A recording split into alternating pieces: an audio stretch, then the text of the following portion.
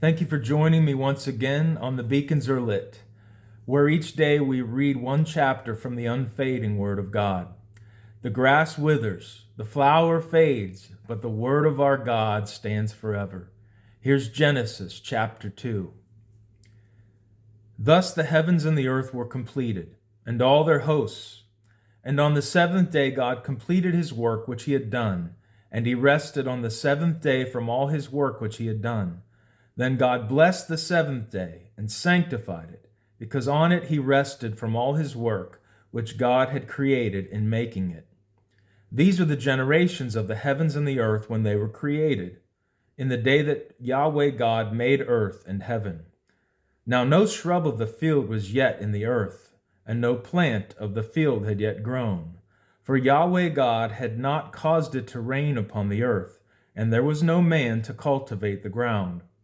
But a stream would rise from the earth and water the whole surface of the ground. Then Yahweh God formed man of dust from the ground and breathed into his nostrils the breath of life, and so the man became a living being. And Yahweh God planted a garden in Eden toward the east, and there he placed the man whom he had formed.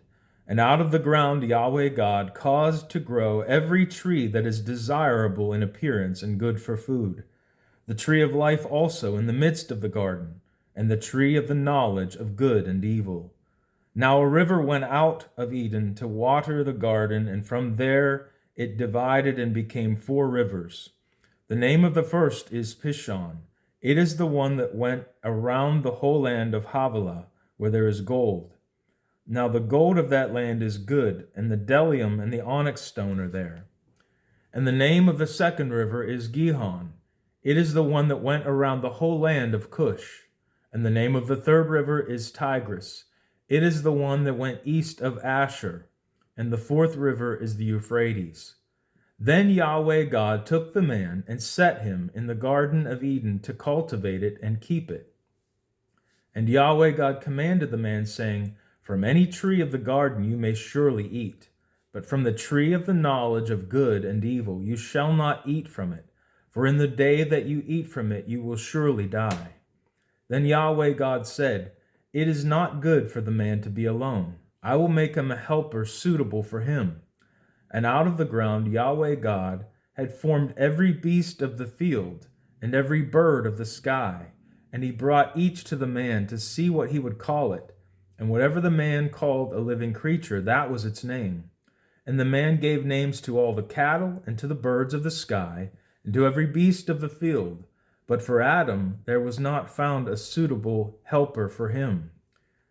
So Yahweh God caused a deep sleep to fall upon the man, and he slept. Then he took one of his ribs and closed up the flesh at that place. And Yahweh God fashioned the rib which he had taken from the man into a woman, and he brought her to the man.